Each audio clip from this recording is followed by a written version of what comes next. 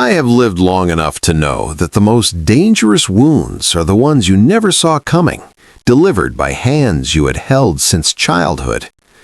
I am 93 years old, and the hardest truth I have ever had to swallow is not about strangers or enemies or the cruelty of the outside world.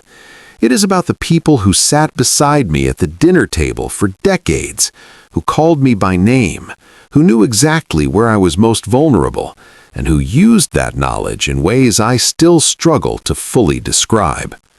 If you think your family is different, please stay with me, because I once thought the exact same thing. I was the kind of person who believed in family above everything else. I defended people who did not deserve my defense.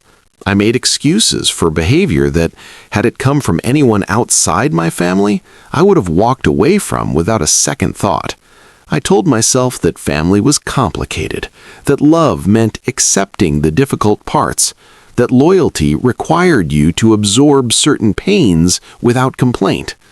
I built my entire sense of safety around people who were, in some cases, quietly working against me the whole time. The first thing I want you to understand is that betrayal within a family rarely looks dramatic. It does not arrive with a confrontation or a declaration.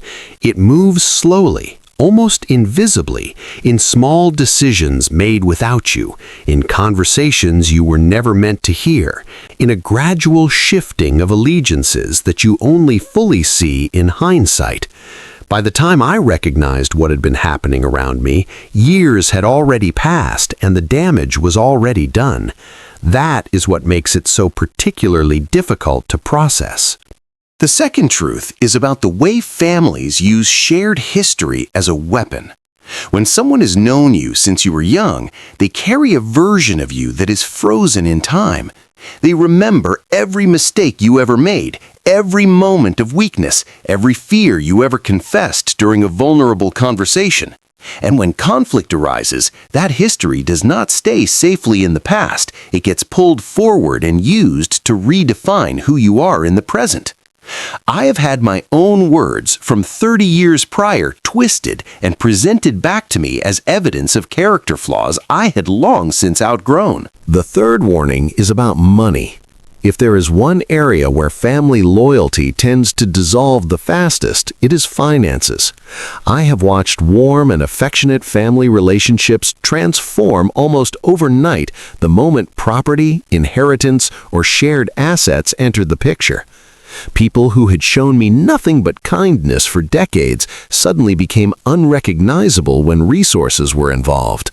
Studies in behavioral economics have consistently shown that financial stress activates some of the most primal and self-protective instincts in human beings, and family bonds, no matter how strong they appear on the surface, are frequently no match for those instincts. The fourth thing I learned is that the family member who speaks the loudest about loyalty is often the one you need to watch the most carefully. In my experience, people who constantly remind you of how much they love you and how devoted they are tend to be managing a perception rather than expressing a genuine feeling.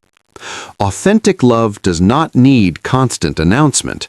It shows up quietly, in consistency, in sacrifice, in the small moments when nobody is watching and there is nothing to be gained. Be cautious of the person who performs devotion publicly but behaves very differently in private.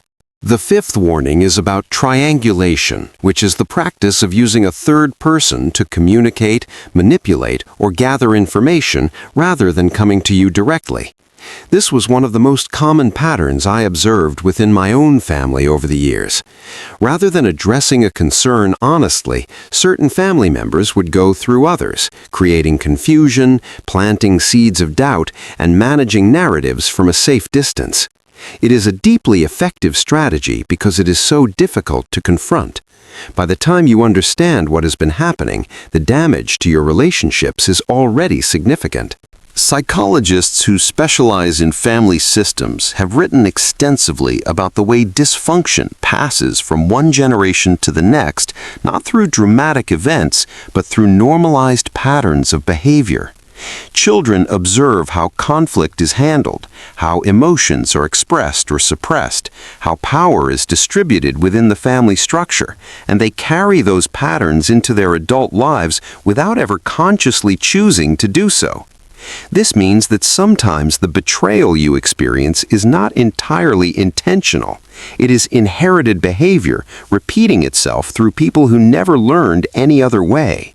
At 93, I have made my peace with most of what I experienced. I do not carry hatred toward the people who hurt me, but I do carry clarity, and that clarity is what I want to leave with you. Love your family. Be present for them. Forgive where forgiveness is possible, but never surrender your ability to see clearly simply because someone shares your name or your history. Keep your eyes open, protect your peace, and remember that the most important relationship you will ever be responsible for maintaining is the one you have with your own judgment.